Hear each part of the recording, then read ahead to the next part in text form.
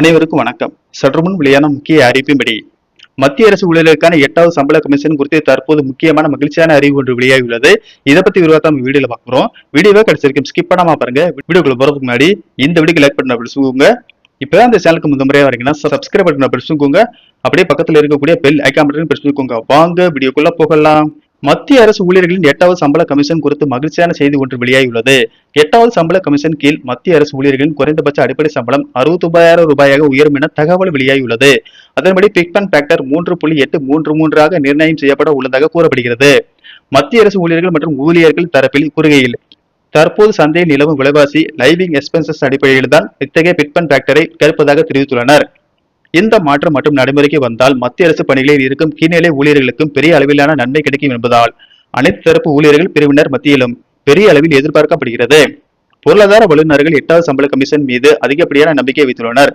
அரசு ஊழியர்களின் சம்பளம் உயர்த்தப்பட்டால் நாட்டின் பெரும்பகுதி குடும்பத்தினரிடம் கூடுதலாக நிதி புழக்கம் கிடைக்கும்.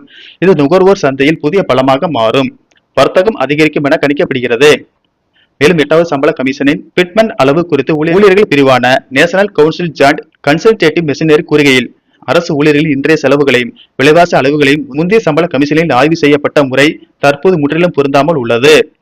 எனவே 8வது சம்பள கமிஷனில் இதற்கு தீர்வு காணவும் அரசு ஊழியர்கள் வருவாய் இழப்பை ஈடு செய்ய பிட்மன் ஃபேக்டர் 3.833 பரிந்துரை செய்யப்பட்டு உள்ள புதிய கணக்கீட்டு முறையை அரசு செயல்படுத்த வேண்டும் என தெரிவித்துள்ளது. பொதுவாக சம்பள கமிஷனில் நிர்ணயம் செய்யப்படும் குறைந்தபட்ச அடிப்படை சம்பள அளவீடு தான் அனைத்து ஊழியர்களின் சம்பளத்திலும் எதிரொலிக்கும். இதனால் இதை சரியாக கட்டமைப்பது மிகவும் அவசியம் என அரசு ஊழியர்கள் கூறுகின்றனர். இதேபோல் அடிப்படை சம்பளம் தான் கொடுப்பனவும் கிரேட் பே என பல விஷயங்கள் சேரும் போது ஒரு மத்திய அரசு ஊழியரின் சம்பளம் 8வது சம்பள கமிஷன் மூலம் 2.5 லட்சத்தை எளிதாக தாண்டும் என கணிக்கப்பட்டு உள்ளது. மேலும் 8வது சம்பள கமிஷனில் முக்கியமான அளவுகள் முன்வைக்கப்பட்டு உள்ளது.